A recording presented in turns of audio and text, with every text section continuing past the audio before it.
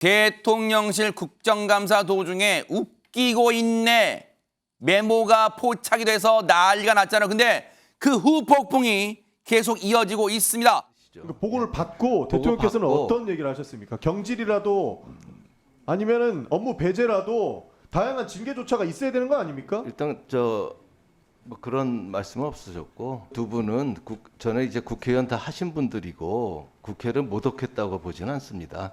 두 분이 그냥 이 국회가 자기들은 국회의원도 해봤고 해서 좀 편하니까 아마 피감기관이 그러면 국회를 무시하고 본인들끼리 떠들어도 되는 겁니까? 그 잠깐 그 일탈이 있은 거죠. 일탈을 야당 계속 떠든 건 아니잖아요. 가지고 웃기고 있네라고 이야기했던 것을 일탈으로 해도 됩니까? 그래서 사과하고 저도 사과하고 다 사과하고 그다음에 퇴장까지 하지 않았습니까? 그럼 더 이상 뭘 하란 말입니까? 자, 예?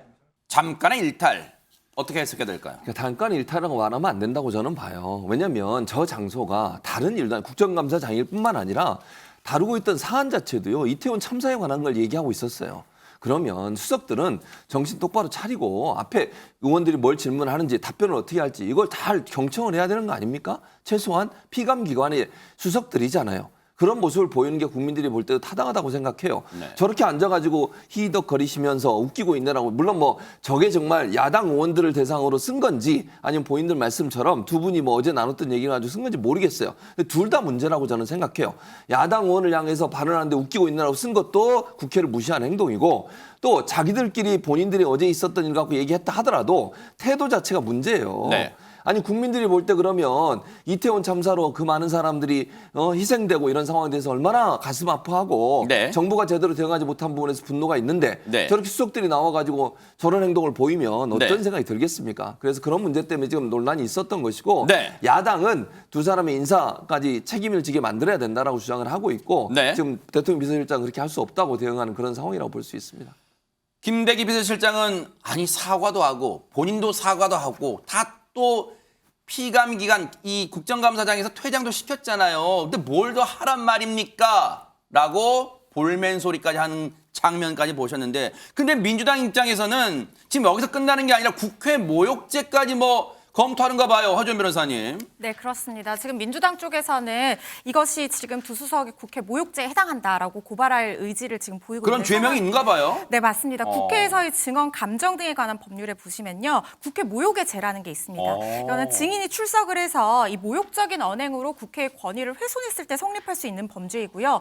5년 이하의 징역 또는 1,000만 원 이상 5천만 원 이하의 벌금에 처해지는 무거운 범죄입니다. 네. 그렇다면은 이게 모욕적인 언행에 해당하는지, 왜냐하면 이 두 사람이 배석자가 아니라 증인으로 출석한 상황이었기 때문에 모욕적인 언행에 해당하는지 권위를 훼손했는지에 대해서 어떤 해석의 여지에 따라서 이 범죄 해당 여부가 달라질 수 있을 텐데요. 지금 상황이 상황인 만큼 이걸 엄밀하게 문제 삼는다고 하면 이 죄가 문제될 가능성이 저는 충분히 있다고 봅니다.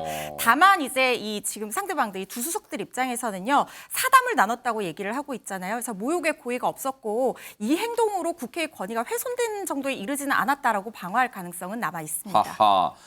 지금 이렇게 야당의 비판이 계속해서 거세게 이어지다 보니까 여당에서는요, 쉽게 말하면 이거예요.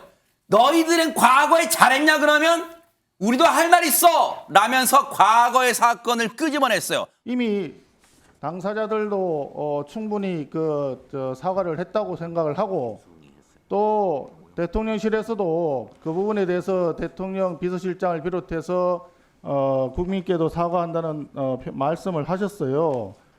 과거 사례 강기정 2019년 그 사례를 굳이 거론하지 않더라도 그 난장판이 되었는데도 불구하고 퇴장은커녕 그때 당시에 사과하지 않겠다고 해가지고 파행 사태가 일어났던 기억이 너무나 생생합니다.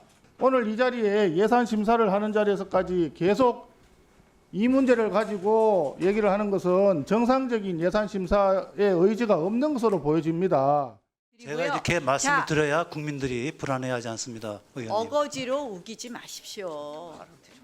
지금 무슨 말씀을 한미동맹 그렇게 하십니까, 약화됐죠. 의원님? 일본과의 뭐가 지소미아 어거지입니까? 파기했죠. 그렇게 우기시지 말고요. 우기시지 말고. 아니 답변을 여기 우기다니까 뭐예요? 우기다가 뭐예요? 우기다가 뭐예요? 내가 증인이야. 우기다가 뭐예요? 우기다가 사과하세요. 지금 이제 국민의힘 측에서는 당시에 저렇게 야당의 의원에게 고성과 삿대질, 아까 삿대질하는 건 뭐 영상 그대로 나왔으니까. 그런데도 당시에는 사과도 안 하고 퇴장조차 안 시켰다. 그때에 비하면 이번에는 메모 필담 논란 때는 사과도 하고 당사자들이 퇴장도 시켰다. 근데 뭘 더 하란 말인가 지금 이런 얘기인가요? 어떻습니까? 뭐 그렇게 얘기를 하는 것 같아요. 일단 당시에 강기정 의원의 태도도 부적절해요. 그러니까 수석이 출석을 했으면 야당 의원이 질의한 질의에 대해서 성심성의껏 답변하고 뭐 의견이 다르면 다르다고 얘기를 할 수 있어요. 그러나 본인이 지금 답변하는 자리도 아니었잖아요. 왜냐하면 국가안보실장이 답변하고 있는데 뒤에서 일어서가지고 그런 얘기를 하는 것은 그건 대단히 부적절해요. 저는 그렇게 생각해요. 네. 지금의 그 수석들이나 지금의 정부의 국가에서 일하는 분들도 그런 태도를 보이는 경우가 있는데 절대 그러면 안 돼요. 네. 국회를 존중해야 되고요. 아무리 기분이 나쁘더라도 저런 태도로 보이는 것은 잘못됐다. 저는 분명히 지적해드리고 네. 두 번째, 그러면 어제 했던 거하고 지금 저걸 비교하면서 어제 했던 거를 정당화시키는 것도 안 돼요. 그렇게 하면 안 되는 거 아닙니까? 아하. 그때 잘못해서 그때도 비판 많이 하셨어요. 국민의힘에서도 국민의힘 전신에서 그렇게 태도를 하면 안 된다라고. 그럼 지금 이 상황에서 그렇게 하시면 안 되는 거잖아요. 아하. 예전에 그때 그랬으니까 우리가 하는 거 괜찮아 이렇게 얘기하는 것은 설득이 안 돼요. 아하. 저는 그렇게 보고 네. 이성 교수님 말씀 잘하셨는데 아니 저 엄중한 자리에서 수석들의 저런 태도 하나하나가 국민들이 볼 때 얼마나 이 사안을 이 참사를 그냥 뭐 허투루 생각하는 건가 이렇게 인식을 심어줄 수 있어요. 정말 성심성의껏 국민 앞에서 대답한다는 마음으로 그런 정성을 다하는 모습을 보여줘도 될까 말까인데 아니 자기들끼리 사담을 나누고 글씨 써서 웃기고 있네라고 쓰는 게 말이 됩니까? 네. 저는 앞으로도 마찬가지 이런 얘기들 또 이거 국회를 존중하거나 야당을 존중하는 부분에 있어서는 어느 정권이든 네. 그 자세를 잘 지키는 게 필요하다고 생각합니다. 그제 국회 운영이 대통령실 국정감사 때 저 두 수석이 강승규, 김은혜 두 수석이 사과하고 이제 퇴장까지 했잖아요. 근데 그 모습을 안진용 기자님, 윤석열 대통령도 봤을 텐데 어떤 반응이었을까? 잘못했네요. 뭐 그런 반응이었을까요?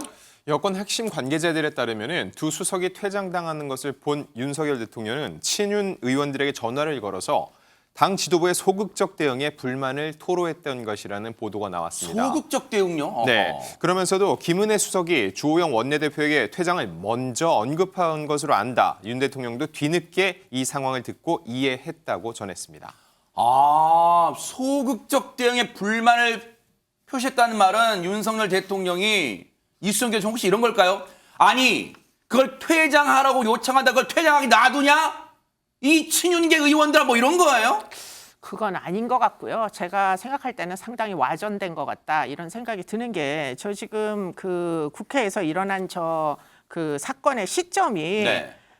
대낮에 오후 시간대입니다. 그러면 대통령이 TV만 보고 있었을까요? 아하. 지금 아마 전에 들은 내용으로 아마도 홍보수석이 쫓겨났다 뭐 이런 얘기를 앞뒤 자르고서는 얘기를 듣다 보니까 어떻게 된 건지 경위를 좀 들으려고 누구에겐가 전화를 했을 수는 있겠으나 그랬겠구나. 지금 이제 소위 친윤이라고 지목받은 기자들에 의해서 아마 뭐 지목을 받은 것 같은데 네. 정진석 의원님도 지금 전화 받은 바 없다고 말씀하시고요. 비대위원장도 안 받았대요. 네, 성일정 의원님도 전화 받은 적 없다 이렇게 말씀을 하셔서 이게 뭐 어떻게 와전돼서 지금 이런 이야기가 나오는지는 정확히 경위는 모르겠습니다. 아하. 네.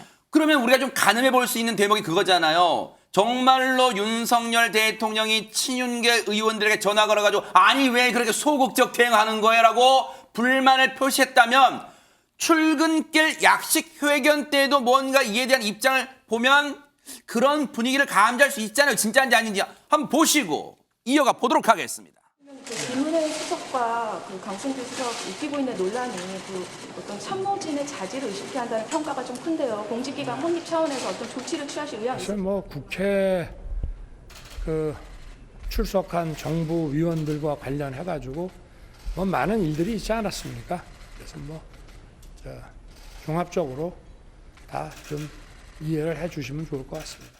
저 대통령의 저 발언을 어떻게 해석을 해야 될까요? 행간의 의미를. 그러니까 뭐 종합적으로 이해달라 그동안 많은 일이 있지 않았냐 이렇게 얘기를 하는 거는 결과적으로는 어쨌든 지금 두 수석들에 대한 어떤 징계 조치라든가 추가적인 조치는 취하지 않을 생각이라는 그런 마음을 드러내는 걸로 풀이를 해볼 수가 있을 것 같습니다. 네. 그런데 지금 민주당 쪽에서는 말씀드린 국가모욕죄 이런 걸로 고발할 태세까지 보이고 있고 또 이재명 대표도 이 피땀 논란에 대해서 진지한 성찰과 사과, 대통령의 사과가 반드시 필요하다 이렇게 강경하게 나오고 있는 상황이거든요.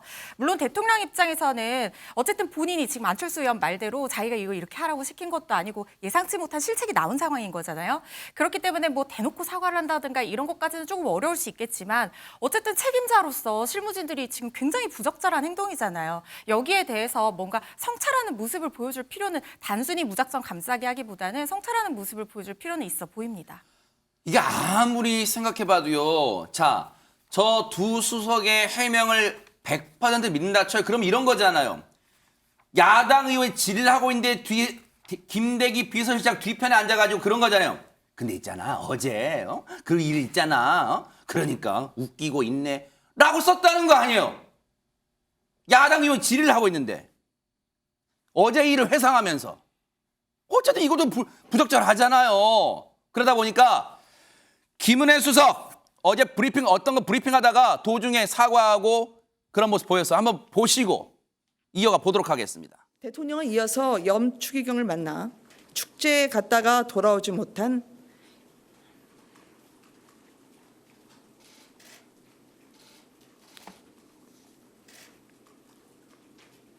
희생자 부모님들의 심경을 생각하면 마음이 너무 힘들다고 말했습니다.